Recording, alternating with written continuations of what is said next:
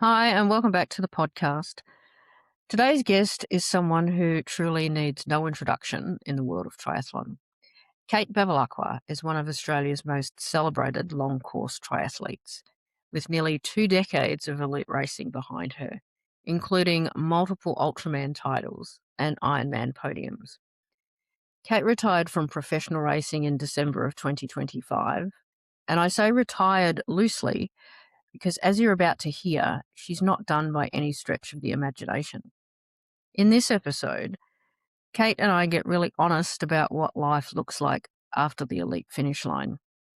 We talk about the identity shift that comes with stepping back from professional sport, how she mentally adjusted to a new version of success, the role that mental toughness plays in transition, and why having a plan before you need one makes all the difference. So whether you're an athlete navigating a big change, or you're simply someone who's wondering what comes next after a defining chapter of your life closes, I think you're going to get a lot out of this conversation. So let's get to it. Here's my chat with Kate Bevilaqua. Hi, and welcome to the podcast. Today I have with me a lady who needs no introduction, Kate Bevilaqua. Welcome to the podcast. Thanks for having me. No, it's an absolute pleasure. Absolute pleasure. All right, so we'll get started.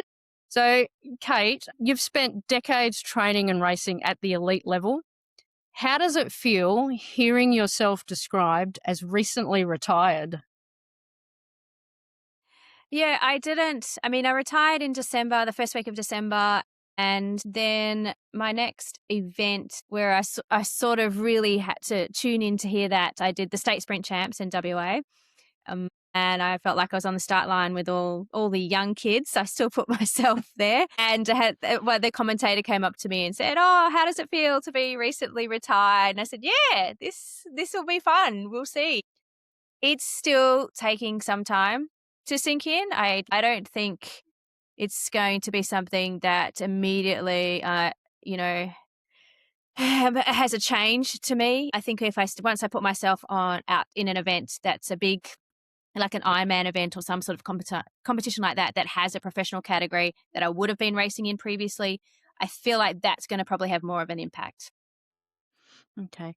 So we'll just go back to that. So does that word, though, and the R word, retirement, does that sit right with you, or are you still trying to figure out what to call it?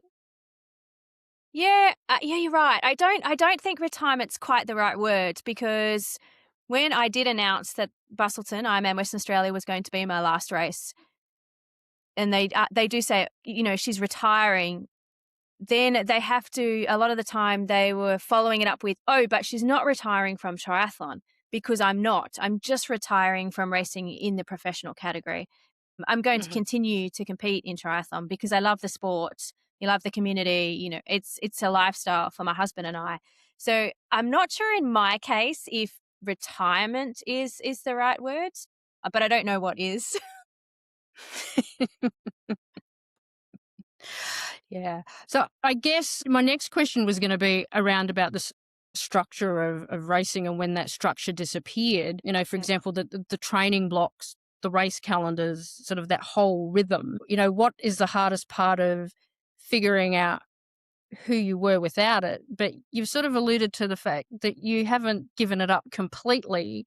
You're just not in that elite category. So I guess really there's not a lot that's changed for you. I think that was part of it. I did make the decision at the beginning of 2025 that was going to be my last year, and the race in December was going to be, my last professional race. So I felt like I had a bit of a transitional year. And then now leading into 2026, it's still, my husband's still racing professionally, and we have still sat down at the beginning of the year and said, okay, our year's going to look like this if we base it on last year. It just doesn't include me doing any professional races, but it still includes me doing, racing locally and doing Bustleton 100 in May. I'm doing an ultra event next week, doing things that I still enjoy and that still challenge me and push me mentally and physically. that's something that I don't want to give up in until maybe I'm forced to give up. But if my body's Yeah. healthy enough, I'd like to keep doing it. Okay, that's a fantastic attitude. So was there a specific moment in time where you knew it was time to stop racing at the professional level? To be honest, if I was able to still be competitive, which is hard when you're close to Mm, 50, I would continue yeah. to race because I love it. I do, I really do. But the sport has changed in a good way. It everywhere the ladies and men, everyone's going a lot faster. You need to be 100%, committed to it. And in the last couple of years, it hasn't been the case. And I've still been racing professionally, but other areas of my life have started taking up more time. And I was Mm, okay with that because, again, I saw that as a transitional phase. And there were things that I enjoyed and wanted to be doing more of in the future. So I wasn't going to sacrifice them during those last few years. So if I could go as quick as I did 10 years ago, sure, I'd keep going. But, nature takes its course and it's true. just not possible. But it doesn't mean that I have to stop doing what I'm doing. Yeah. No, that's a great attitude. Um, do you, do you feel a sense of loss there for no longer competing at that professional level, or is it more of a relief? Because, as you said, you know, um, that young crowd, they're getting Yeah.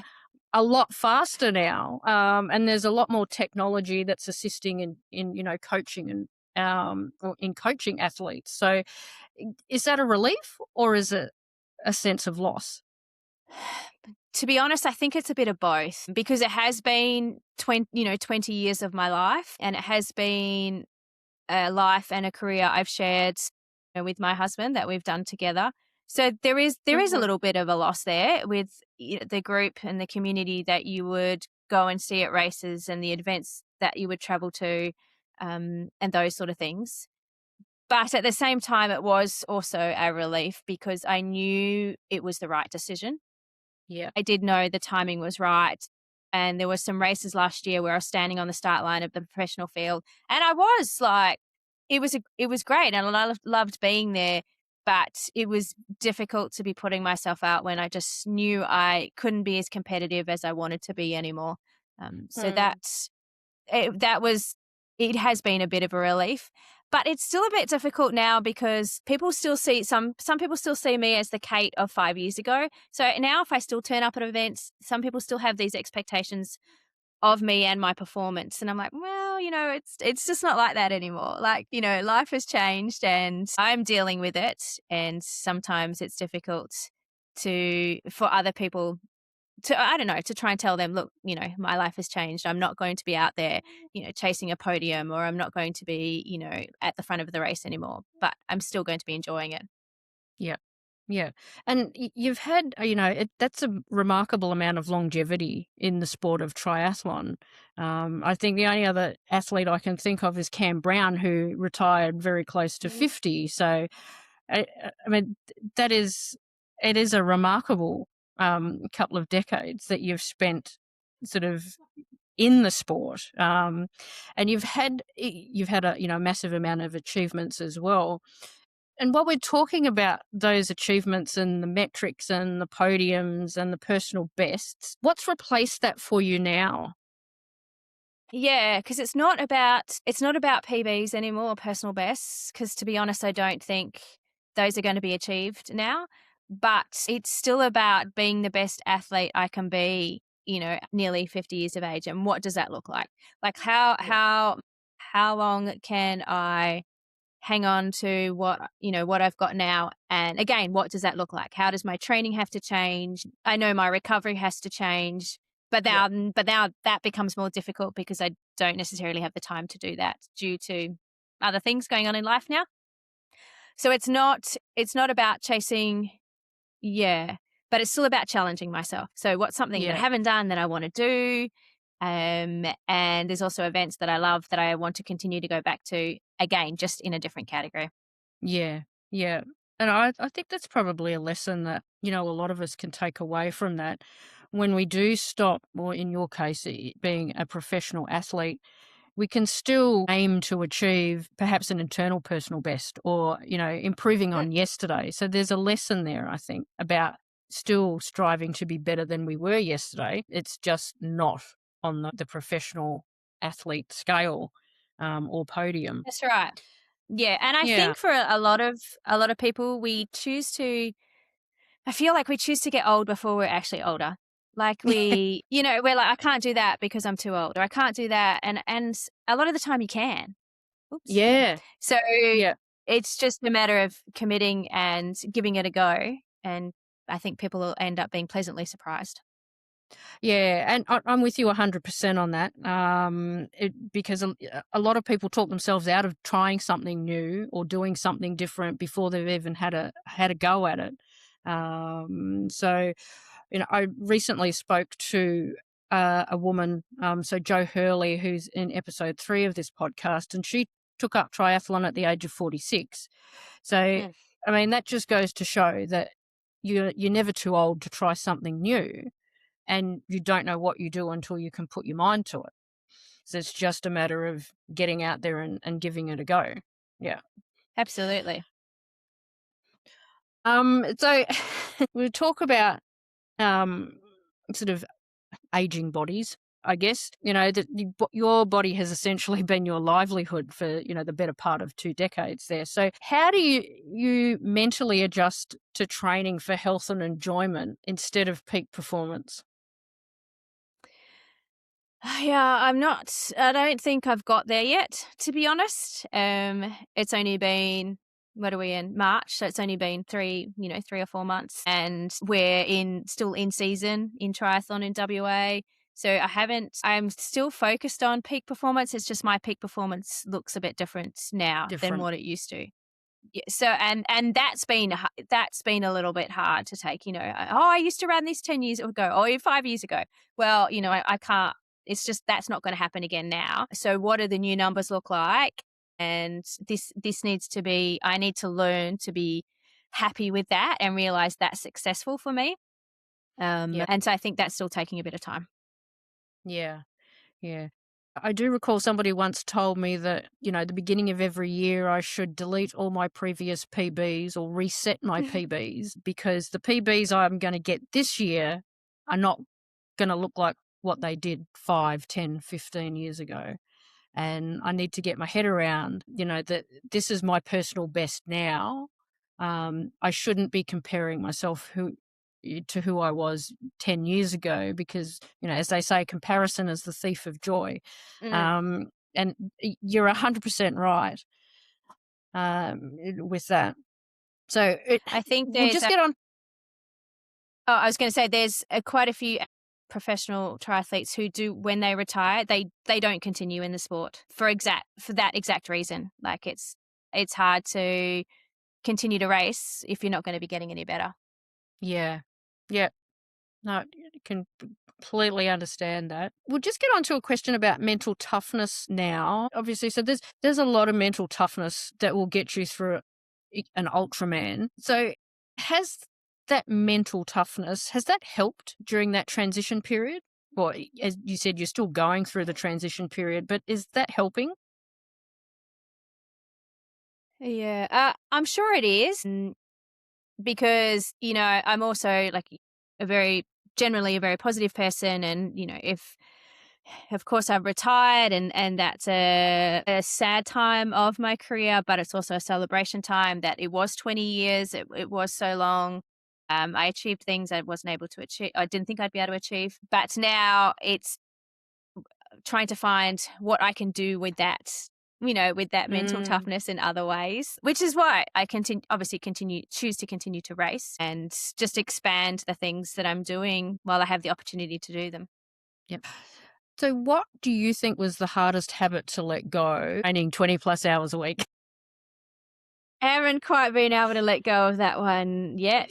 But I would say I'm not as strict. I've always been committed, and that's not ever going to change. That's just who I am. I will set myself a target and a goal, and I will commit to getting there. But I've had quite a bit more travel than usual this year. And, in the past, I may have got up and run at 3 a.m. before getting on a plane. I'm trying to be a little bit kinder to my body because I know it needs, a little bit more sleep now if I want to try and maintain not the elite level of training, but still above normal for most people, which I'd like to do. So there are things that have had to change to allow me to do that. I'm not very good at that. That is definitely my biggest area of weakness. Hence why, having a coach is great, or an advisor. And Mm. that's where my husband is mine. So, he sees me every day and he's like, no, you shouldn't be doing that. Or I'll pick an easy session. He's like, no, you should be doing a harder session. So, yeah, that is how I'm dealing with it. No, really appreciate the honesty there. Alright. All right. So moving on to sort of what's happening post retirement, and I say retirement in inverted commas. You've obviously got a background in PE, so teaching and elite triathlon, and your husband and yourself also run your own coaching business and have done so for quite some time. So are you now moving into full-time coaching, or is there a special Kate project that perhaps you're working towards that you may or may not be ready to tell us about?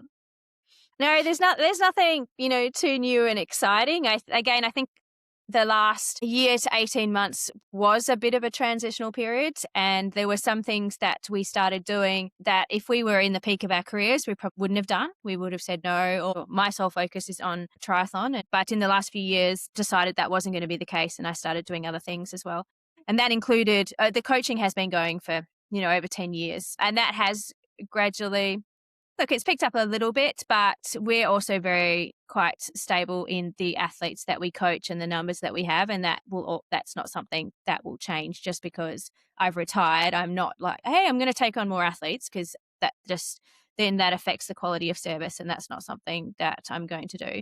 So that, pretty much will stay as it is. We travel, do some work for Tri Travel, so we attend some Yep. events as tour leaders, and we've been doing that for quite a few years now, which we really enjoy. And I started doing some more commentary, in particular with the T100 series. So again, I really enjoy that, and it would be great to pick up a little bit more of that over the coming months Okay. and years if the timing fits in. Yes. So it's good because there's a few different things which keeps the mind interested. And if I don't want to work on that one, I can work on that one today.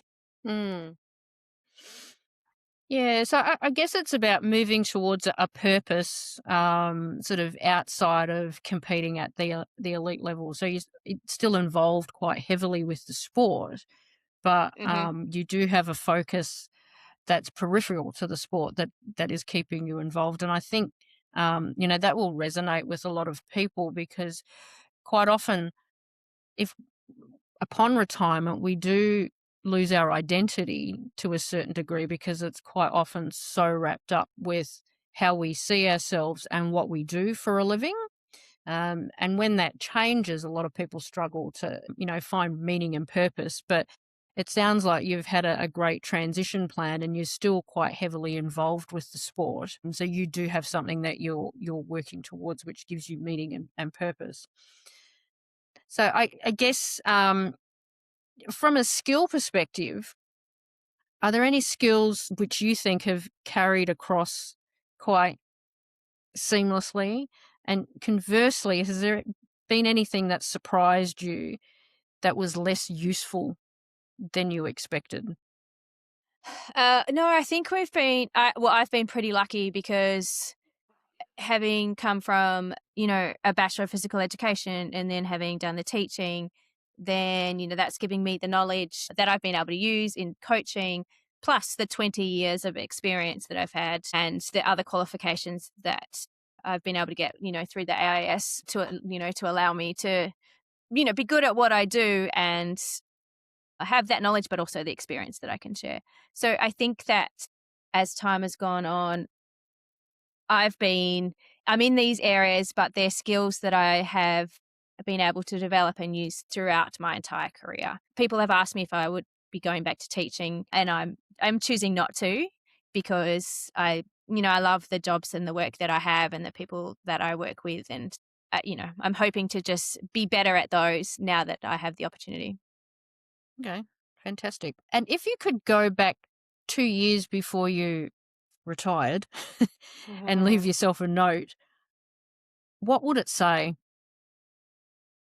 It would probably say to stress a little less and enjoy those last few, Yep. years and races and trips and moments. I know when I first got involved in the sport, and look, if you're going to be at the elite level, you really have to be all in if you want to achieve and get results. And I was. And then I met my husband and he was doing the same, but he was much better at having a little bit more balance, and he helped me with that. And I did find that I performed better with that balance. And then as we started nearing the end of our careers, it was, oh, we're going to this race. Before we'd go to a race, we'd get in, we would focus a couple of days, we'd do the race, we'd leave as soon as the race was over. And then it became, well, we might never go back to this place ever again. Why aren't we Mm. staying and spending a couple of days here, and seeing places like Lanzarote and the Canary Islands or remote locations. So we got better at doing that. And I think if I could tell myself, I would, stress less during those last few times and those last years, and just enjoy those moments, because obviously nothing lasts forever. And spend more time being a tourist in some of those exotic locations that you get to travel to. Exactly. All right.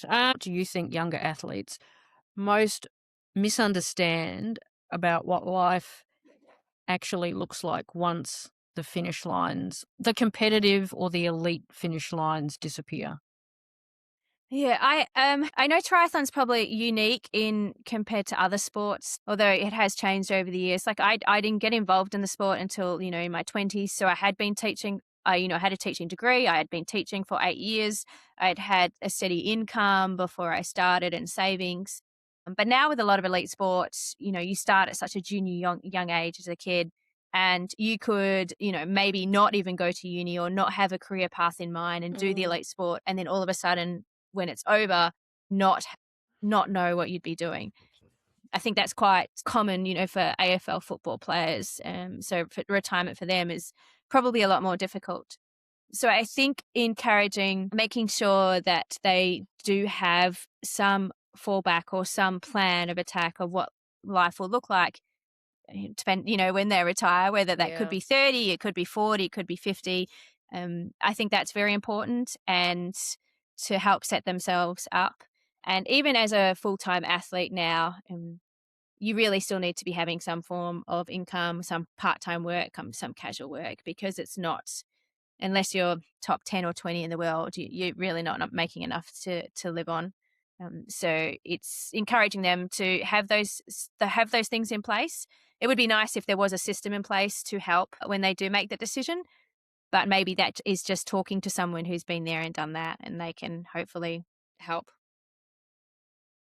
Yeah, and that point sort of flows on to the next question that I do have about this, about sort of, preparing now for what the future might be and having that plan B, something to fall back on. So if you were designing a transition toolkit for athletes retiring today, what would you include in it? Yeah, it would depend on their reason for retiring, and again, whether they were choosing to continue to compete or be involved in the sport like I am or not, because I think that would be two separate paths. So I know for me, to mentally have dealt with retirement in December, I needed goals in 2026. Like I Yep. couldn't go into this year with like, oh, I don't know what I'm doing. And that's in particular, that's in terms of, what am I going to do to challenge myself this year as an athlete? Because I can still do that. So I needed to have those goals in place before retirement. And that made me, made me feel okay with it, because I'm retiring, but hey, I've still got this and I know I'm doing this. And I find a lot of my age group athletes are the same. If they have their big A goal that they're working towards, a lot of them still have little things planned afterwards, to keep them, mentally excited and wanting to, keep exercising and motivated to do things. So So having something like that in place, whether they still wanted to, work in admin and be involved in the sport or get involved in Yeah. coaching and it's not, I feel like it's something that needs to be done if you can, a year out or, 6 months out, not I'm retiring in 4 weeks. What is this going to look like? Which unfortunately does happen. Some people are forced to retire due to injury or other things going on. Yeah. So it's a case by case basis, but I think things can be put in place to help. Yeah. Yeah. So having a strategy and a plan or, Mm. succession plan, transition plan, I think is probably the key takeaway from that. And I guess that can be applied to any aspect in life. So today, if someone listening is right on the edge of their own big transition, thinking about it, what's the one thing you'd most want them to hear? Not living in regret. Yeah. Yep. One of the most common sayings we hear is, you regret the chances you didn't take rather than the ones you did. No matter which way they go, great or not so great, you're better off if it's something that you want to do or want to, have a go at. You're better off trying than not trying at all. So, Y- Yep. 100% agree. 100% agree.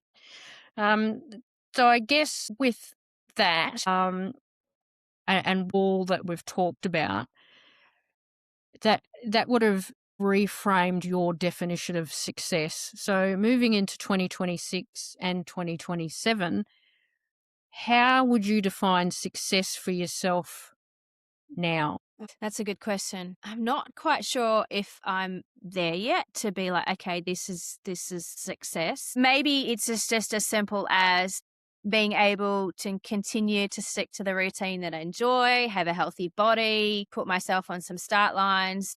But the hardest part for me is just to not have these expectations that I used to have all the time when I do put myself on a start line.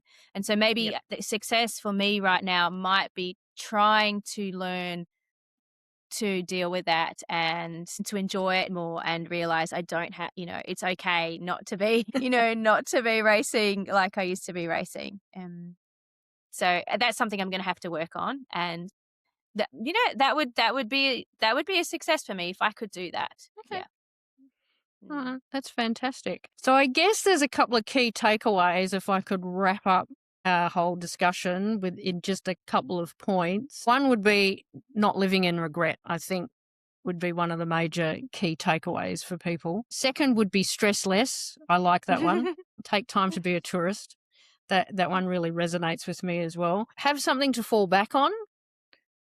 And I guess if you are sort of moving into that transition period, always have a plan B or a backup plan if things don't work out.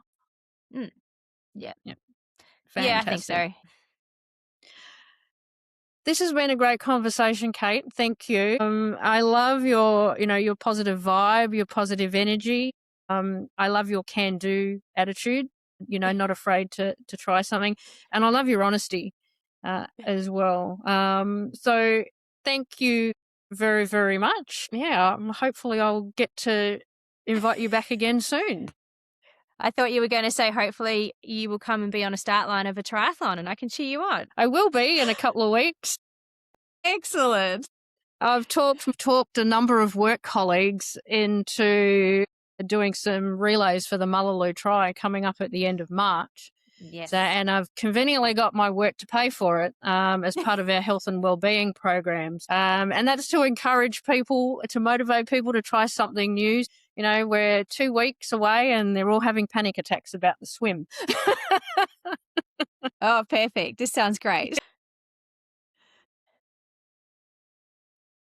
Well, that was Kate Bevilaqua, and honestly, what a conversation. I just love Kate's energy, her positivity, her honesty, and that absolute refusal to slow down before she has to. If I had to pull out the key takeaways from today's episode, they'd be these. Don't live in regret, take that chance. Stress less and be present, especially during those big moments. You might not get those back. And perhaps most importantly, have a plan.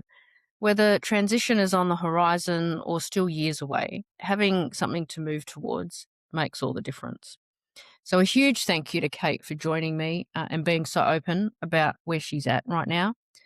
It takes a lot of self-awareness to sit in the middle of a transition and talk about it honestly. And I think that's exactly what makes this episode so valuable. So if you enjoyed today's episode, I'd love it if you could leave a review, share it with someone who might need to hear it, and make sure you're subscribed so you don't miss what's coming up next. Until then, keep moving forward. I'll see you on the next one.